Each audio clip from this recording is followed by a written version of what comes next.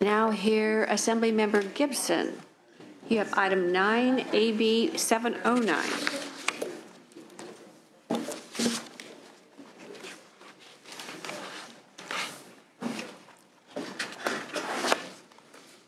Thank you, Madam Chair, and good morning, Senators. Thank you for allowing me the opportunity to present Assembly Bill 709, which seeks to require charter schools to comply with the same transparency, accountability laws as traditional public schools. This bill will require charter schools to explicitly comply with the Brown Act, the Political Reform Act, the Public Records Request, and also Government Code 1090. Current law gives broad authority to charter schools and exempt them from having to comply with the majority of the laws that applies ununiquely to public school districts. However, this requirement of this bill will currently apply to variations or variety of public and private entities and are beyond the scope of the intended charter school exemption. Given the fact that these charter schools are publicly funded, I want to underscore publicly funded, that at least we can do is to ensure that our children are educated by institutions that operates under the law to ensure sound governance. Here with me today to provide supporting testimonies are members from the California Teachers Association, and also we have a charter school special ed teacher. Okay, in support of the bill, please. Madam Chair and Senators, Seth Bramble here on behalf of the California Teachers Association, proud to co-sponsor this important legislation. Charter schools are, as the Assembly member mentioned, public schools that were established with a promise. We will give you the freedom to innovate, and you will show us results. Like lighthouses, they were a place where we could potentially do something a little bit different, and we might learn something from what was occurring and apply it across the system. I was excited to hear at a meeting of the Little Hoover Commission a couple years ago about a system called knowledge transfer. It was actually the charter school division director at Oakland Unified who was telling me about this program where the principals at traditional public schools and the principals at charter schools would come together and talk about lessons learned. And that's what was intended here, best practices. But the people cannot learn from this innovation if the people's business is conducted in private. That's important. This has to be done out in the open and in public where folks can see. The establishment of charter schools was not us, the public, yielding control to the agencies that serve us. Having secret and private meetings about how tax dollars are being spent in this state is not innovation. It does not benefit the system. And in fact, it's resulted in a number of horror stories, which I'd be happy to share with you if you want to hear more about some of the specifics. But what this bill is saying to charter schools is do what you want, but do it out in the open where everyone can see. What this bill is truly saying is dream big and think outside the box, but don't abuse the public trust, and spend that money on our children, spend that money on our students. We understood from the Charter Schools Association that one of the key sticking points was Government Code 1090. I brought with me Lori Burgess from CTA's legal department to discuss Government Code 1090 a little bit more. We urge your support. Thank you. In support of the bill. Good morning. Thank you for the opportunity to address the basis for our support of AB 709, which would affirm that members of charter school boards, along with members of all other public school boards in the state of California, must follow the dictates of Government Code 1090. At the outset, I want to emphasize that it is our belief, and one that we believe is widely shared among persons familiar with laws governing charter schools, that the bill serves to clarify existing law. That is, we believe that charter schools are currently required to comply with Government Code 1090. Government Code Section 1090 plays an important role in protecting the public by prohibiting agents of the government from entering into contracts or engaging in sales transactions that inure to their benefit while serving in their official capacity. Simply put, Government 1090 prohibits self-dealing. To ensure compliance with that goal, Government Code 1090 provides sanctions including disgorgement of benefits obtained by individuals who, while acting in their official capacity, improperly enter into contracts with the government agencies that they serve. At its core, Government Code 1090 guards the integrity of the process that government agencies use when considering and entering into contracts. Given the prophylactic purpose of Government 1090, Code 1090, it is no surprise that the code is written in a manner that casts a broad net. The code includes under its mandate all members of the legislature, state, county, district, judicial district, and city officers or employees. There's no question that members of public school boards are captured under this definition as members who serve a district. Indeed, the term, quote, district is defined in Section 1090 to encompass, quote, any agency of the state formed pursuant to general law or special act for the local performance of governmental or proprietary functions, end quote. Charter schools clearly meet this definition. They are unquestionably agencies of the state created to form a function in California's public school system. Because charter schools are, by statute, part of California's statewide public school system, charter school board members are as much agents of the state as are members of any other public school board. Since most charter schools are created as non-profit public benefit corporations, they are separately subject to laws governing such entities. But corporation laws protect different interests than Government Code 1090. While the Public Benefit Corporations Code contains some prescriptions regarding self-dealing, they are less rigorous than, and hence lack the prophylactic benefit of Government Code 1090. In addition, the Corporation Code imposes an obligation that corporate officers discharge their duties in a manner that best serve the corporation's interests, and hence includes relief that inures to the benefit of the corporation, not to the public. Thus, the obligations imposed under the Nonprofit Public Benefit Corporations Code did not provide the same functional protections of or purpose of Government Code 1090. So if arguendo, charter schools were deemed to be excluded from Government Code 1090, then charter school members would be charged with serving only the interests of the corporation. Since charter schools are in fact serving an important public service, it is important that the law be clarified to affirm that charter school members are mandated under Government Code 1090 to perform their duties in a manner that serves and protects the public interests. We therefore urge that AB 709 be granted. Okay, in support of the bill. This is, Madam Chair and Senators, my name is Danielle Hodge, and I'm a charter school teacher. I'm here to testify in support of AB 709. I teach special education at California Virtual Academies. The education at CAVA, the educators at CAVA are forming a union because we know that we can better serve our students. Unfortunately, CAVA's business model does not currently give us a voice. And so we really need to start working on improving this situation. During the fall of 2013, I decided I would attend a governing board to meet at my local board that sponsors me, CAVA at San Joaquin. The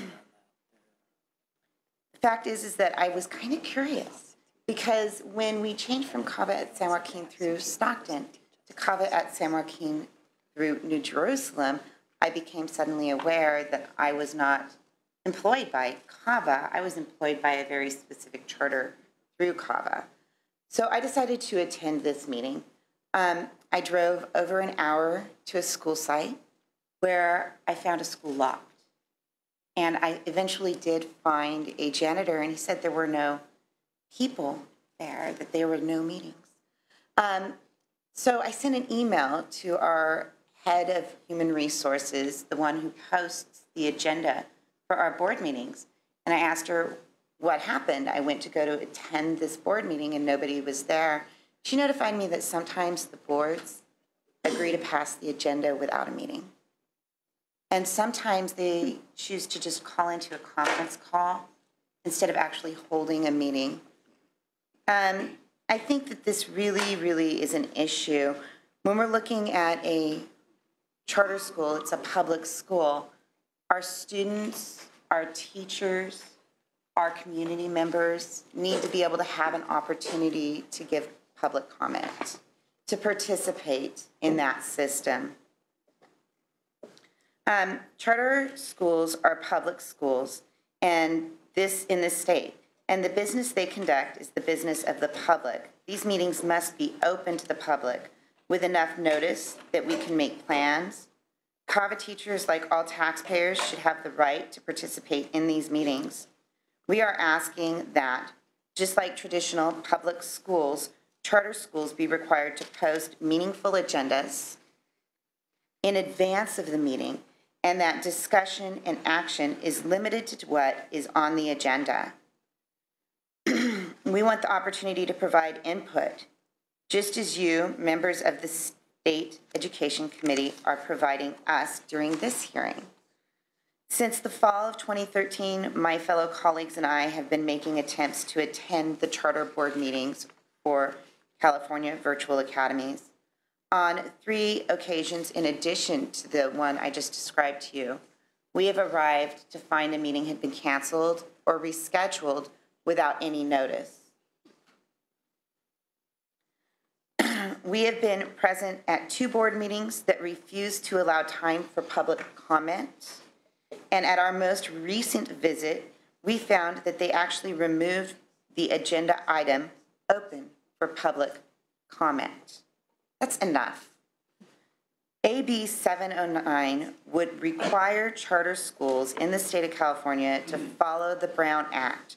The governing board meetings would be posted so that the public knows where to go. We would be given an opportunity to speak at the governing board meetings. I urge you to support AB 709. It is needed now. All of it? Please. Madam Chair, members, Jeff Frost, representing the California School Boards Association. We would agree with the previous speakers regarding the fact that charter schools are public schools. They're not private nonprofit corporations. And as such, they should comply with all of the requirements that public schools do. We were a co-sponsor of this bill a year ago, and actually the year before that. The real issue in dealing with the charter community is the Government Code 1090 issue. We have tried to reach accommodation with them on some ways to implement that would work for them, but to no avail. That's unfortunate, but we think it remains an important part of overall public school requirements, and thus we're in support of the bill. Thank you. Others in support of the bill, please just identify yourselves. Yeah, Mark Holtebeck. I'm a special education teacher with a charter school. I vote for AB 709. Enrique Roacho with the California Association of School Business Officials in support of the bill. Thank you. Erin Evans-Feudum on behalf of the Association of California School Administrators, as well as the School Employers Association of California. Thank you. Thank you. Nick Romley on behalf of the San Francisco Unified School District in support. Thank you, Madam Chair and members. Tristan Brown with the California School Employees Association here in strong support. Thank you. Thank you. Ron Rapp on behalf of the California Federation of Teachers, speaking in support. Leilani Aguinaldo Yee on behalf of the Los Angeles Unified School District in support. Callie Durr on behalf of Public Advocates in support. Peter Minette, kindergarten teacher in support. Public dollars demand public scrutiny. Mitch Seaman, California Labor Federation, also in support. Jeff Johnston, high school teacher in Lodi, in support. Libby Sanchez, Laborers Local 777, in strong support. Thank you. Any others in support of the bill? Is there opposition to the bill? Please come forward.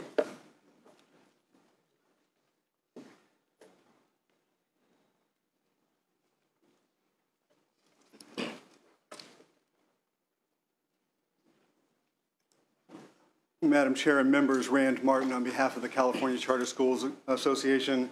Once again, here we are debating this bill. As you and I talked the other day, Madam Chair, I think some of us who have been on this dais for a while are kind of tired of this debate. The governor has made it very clear what his opinion on this is by vetoing AB 913, which is virtually the same as this bill. CCSA has long said that we support a charter school conflict of interest bill that gets at some of the key issues that have been raised by the proponents today. We support the Brown Act. We support the Public Records Act. We support the Political Reform Act, even though our board members would have to fill out the same Form 700 that you all have to fill out. The only issue that we do not support is Government Code 1090. I appreciated hearing the testimony from the attorney from CTA because it gave you a good primer on how 1090 works for elected officials. But keep in mind, notwithstanding other assertions up here about us being public schools, we are public schools that are operated by nonprofits. And nonprofits operate in a somewhat different world. Doesn't mean that they have any less interest in protecting the public funds, but they need to do things differently than elected officials. You are governed by 1090, but I would dare say that not one of you is prepared to take out a personal loan at no interest or low interest to help fund the state of California. I think the same is true of boards of supervisors, the same is true of city council members, the same is true of school trustees. That's not true with charter schools. Charter school board members actually step up to make sure that their doors stay open. The legislature and the governor deferred payment to schools, including charter schools, for several years during the recession. School districts had many options to bridge that gap until the recession was over and the money was restored. Charter schools did not have those same options. We had board members who were stepping up and making loans to charter schools just to keep the door open. Low interest, no interest, doesn't matter. If there's a financial arrangement between the board member and the charter school under 1090, it would be prohibited. And it would be, the person would be criminally liable. That is far in excess of what the needs are in terms of conflict of interest. If you have a board member of a charter school who has a facility that he thinks and the school thinks would be ideal for the school, and is willing to give that facility for $1 a year to the charter school, 1090 would prohibit them from doing so. We agree that there needs to be financial integrity. There are ways of ensuring that without imposing such an absolute prohibition as 1090 entails. We have oversight by school districts. We have other laws. Don't dismiss the Corporations Code as being too light on board members. It's not. I mean, there are self-dealing laws in the Corporations Code that are very clear about what board members can do and cannot do, and they are for the benefit of the charter school, not for the benefit of anybody else. We think there is a deal to be had. We have asked that people get together and push forward with 3/4 of the bill. The lobbyist, if I had the opponents come and say, I will support 3/4 of your bill, I'd be the first one to say, let's go. You'll walk arm in arm down to the governor and say, let's get this bill signed. And we ask that of you as a committee and continue to ask that of the author and the sponsors. At this point, we must oppose the bill, but hope that will lead to a deal that we can all live with. Thank you. Thank you. Others in opposition? Eric Premack with the Charter Schools Development Center. We represent several hundred charter schools up and down the state. I think unlike CCSA's membership, our membership includes a large number of very small charter schools. So we're not only concerned about 1090, and we share all of the concerns that Mr. Martin outlined, but we're also concerned about the complexities of the Brown Act and the Public Records Act. They're extremely complex, very difficult to train the board members and the staff and how to implement them properly, and are like a minefield for our schools to negotiate their way through. So our opposition is broad-based on the entire bill. Thank you. Madam Chair, members, Bill Lucia with EdVoice. We're also strongly opposed. We believe that the testimony by the supporters was somewhat misleading in regard to the amount of accountability that's available for charter schools. Authorizers clearly are responsible in the development of the charter and renewals to require independent financial audits under 47605 of the Education Code. There are authorities for the local authorizer, the county superintendent, and even the State Board of Education and the Superintendent of Public Instruction, all to immediately revoke a charter for fiduciary malfeasance. We particularly want to hone in on the opposition argument also that CCSA made with respect to what happened during the years with inter-year cash deferrals. Several of our board members provided at their loss, at their financial loss, millions of dollars of no interest and low interest loans to charter schools to keep them afloat. The approach of Government Code 1090 is an entire body of law that is a sledgehammer approach to the issue of conflict of interest that would already be added on top of the Corporations Code and 47605. There's been no eloquent effort whatsoever since the governor's last dealing with this to deal surgically with the specific issues that have been raised in terms of the areas of concern, and therefore we are strongly opposed. Thank you. In opposition? Yes, Pilar Oñate Quintana here today on behalf of the Barona Band of Mission Indians, and we have kind of a unique twist on our concerns.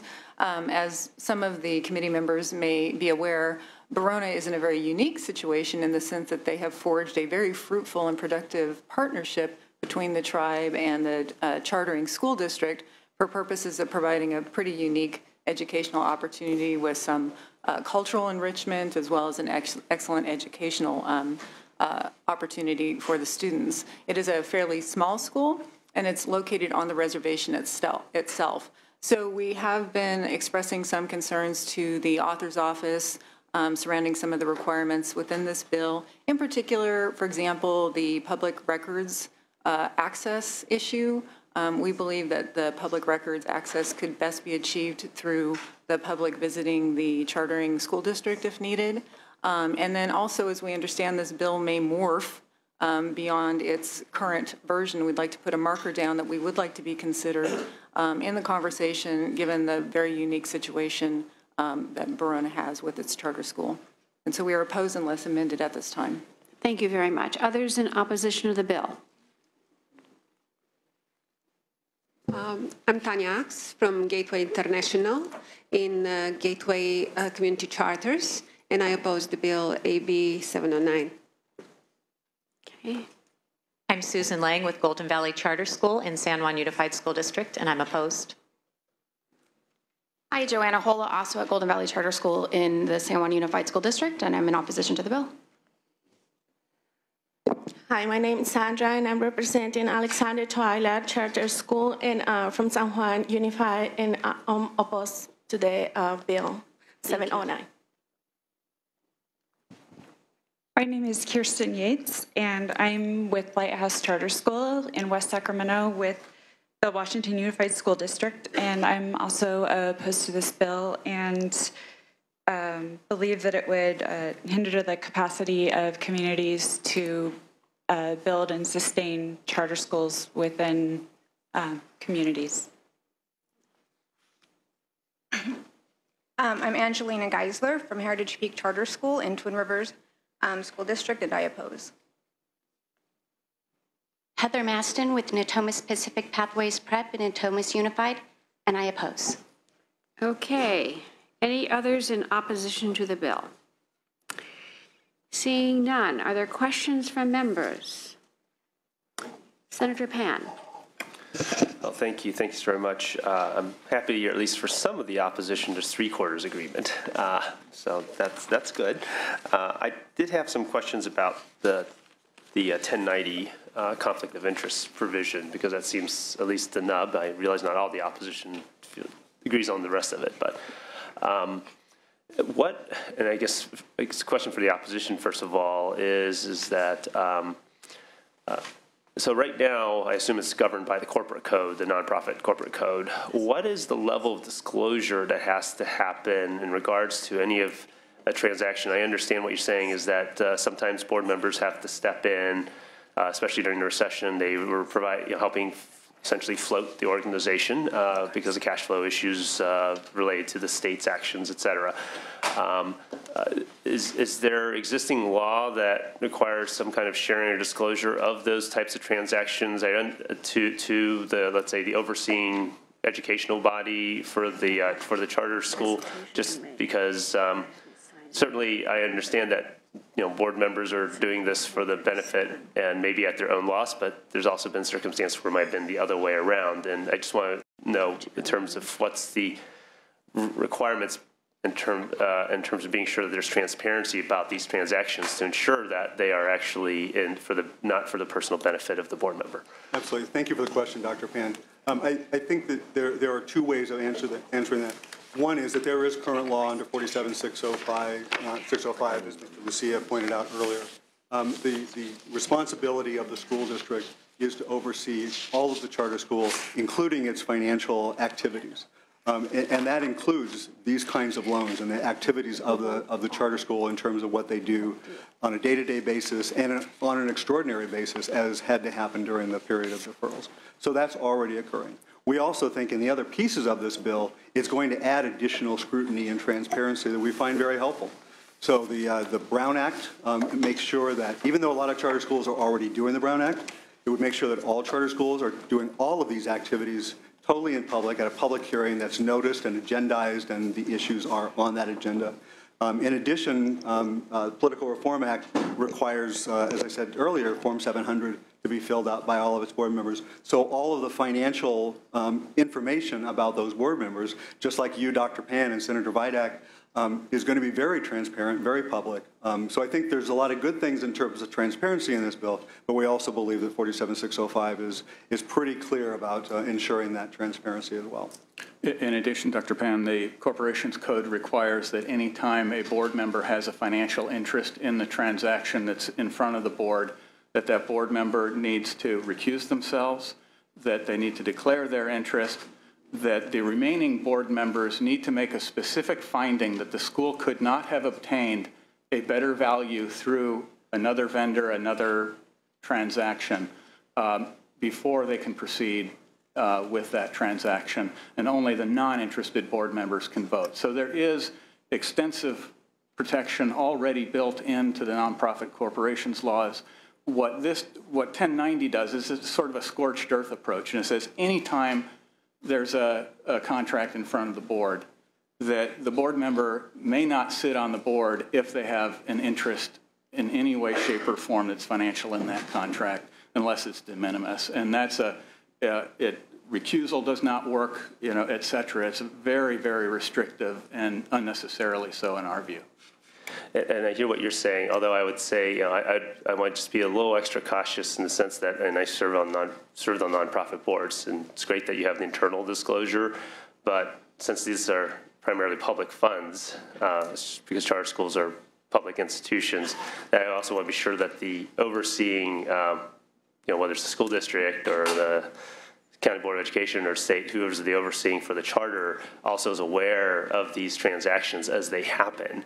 So not just the board members themselves internally, because obviously that speaks to the charter and also the viability, et cetera, if you're in a financial situation, and also to ensure that there's that public oversight because of the fact that they are involving public funds. Dr. Pan, if you don't mind my answering one more way, and that is that 1090 is not a transparency provision of law, because it is scorched earth, as you've already heard. Right. There's no transparency. The transparency comes in the other parts of the bill, and that's important to make that distinction. Please, through the chair, do you have other questions, Senator Pan? Please continue. Thank you. Appreciate it. So I realize that 1090 itself is not transparency, but I want to ensure that there. Because if we don't have 1090, I mean, it's being proposed in there, and you're saying there's a problem with that there is transparency about, right, 1090 is you just can't do it. So there's no need for transparency. It's illegal. If you do it, you're in trouble. The problem is that now we're saying, okay, well, we're going to say, well, we're not going to make it illegal, right? We're going to leave it as it is. What's the feedback mechanism for that? And I guess the question for whether it's the author or the proponents, they describe the scenario in which you have board members, they're very invested in the organization. They are doing something for the benefit of the, or maybe even the survival of the school itself. Certainly needs to be open to public scrutiny and ensure that's the case. Do you have, what's the issue with, since 1090 would actually forbid that, do you see a mechanism to get around that so that people can be helpful? No, just kidding. Dr. Penn, when this bill was in Assembly Education Committee, I thought that my colleague from the Charter Schools Association asked an important question, and that question was, well, it was like you're being forced as a governing board member to make a decision whether you want to give to the school or whether you want to sit on the governing board, and I would say that's absolutely accurate. You are forced to make a decision in this case. If you're going to sit on the governing board and you're going to be directing tax dollars, then you can't have a financial interest in the decisions that are being made.